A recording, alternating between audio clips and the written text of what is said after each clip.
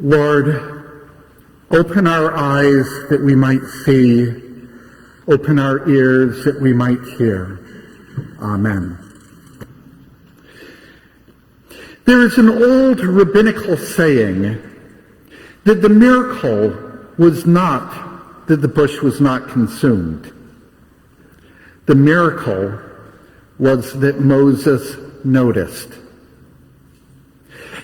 It made me stop and think about what we're noticing and how what we notice changes our lives. So, I asked my friends on Facebook their experiences of noticing something that they wouldn't have noticed otherwise, and how that changed their lives. With their permission, I'm sharing a couple of their stories. One of them, who had drifted away from church several years ago, ended up visiting a church on Christmas Eve. And she noticed how welcoming everyone was.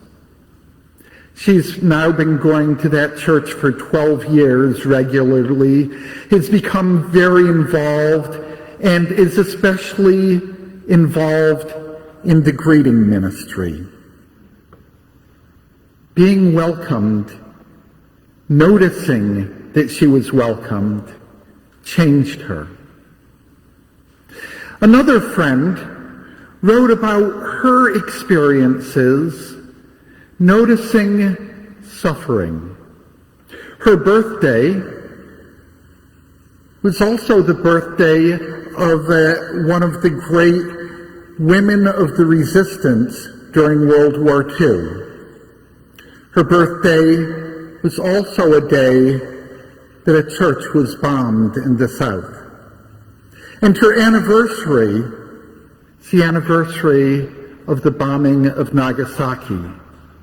All of these things she noticed, and it has led her to be more aware of people's suffering and the need to work together for peace and justice.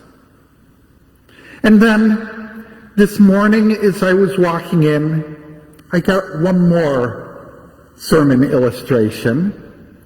I ran into Steve as we were walking in, and we were talking about what wonderful weather it is. And Steve noticed that the daffodils at the side of the church are in bloom. And he pointed that out. And while that may not have changed our lives' missions, it did bring some gladness, and hopefully will go with us as we go into this week. Personally, I've always sucked at noticing things. And so I had to rack my mind to come up with some good examples from my own life. But one of them that jumps out at me is my experiences commuting. I live in Woodbridge, just outside of New Haven, and I work at CHC here in Middletown. So for the past 12 years, I've been driving just about every day from Woodbridge to Middletown, coming across Route 66, and 12 years of commuting can become a little wearying. It can become a little mundane, something we just get through in the morning and the evening. Until one morning, I noticed the light sparkling off of the reservoir along Route 66, and it struck me how much that reminded me of Pilgrim Lake in Provincetown on Cape Cod, a place of great pleasure and relaxation for me. And that noticing caused me to think about my commute a little bit differently.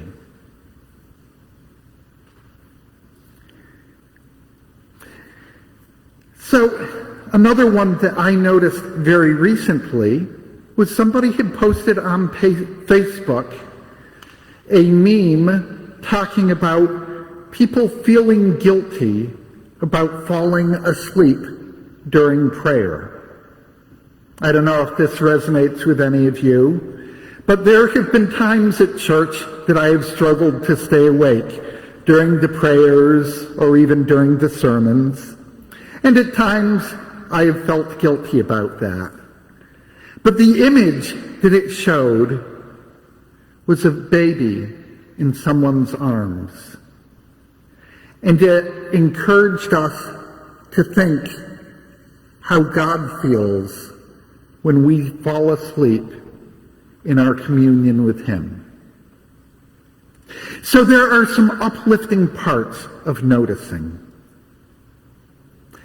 And so I'm wondering about Moses's noticing of the burning bush. It changed his life. But it wasn't just that noticing that changed his life. It was the interaction with God, and God pointing out, Moses, you are standing on holy ground. And God talking about God observing the suffering of the Egyptians, the suffering of the Israelites as slaves in Egypt. When I think about slavery, I think of the Israelites toiling in Egypt, or maybe here in the United States, I think about slaves toiling away on plantations in the South. And I had never really thought about or noticed the role of the North in slavery. But here we are in Middletown, where our new middle school is named after the family of a northern slave, a slave who obtained his freedom by fighting for his owner in the Revolutionary War. Slavery has roots right here in Middletown. And some of you may have noted the port marker in Middletown, commemorating Middletown's involvement in the slave trade. This coming week, Church of the Holy Trinity, together with First Church, a few other churches, the Middlesex Historical Society, Community Health Center, and others, are sponsoring a showing of Traces of the Trade, a movie about the involvement of church people from New England in the slave trade. The showing will be at 7 p.m. on Tuesday, and there will be a discussion that will change us as we notice other things.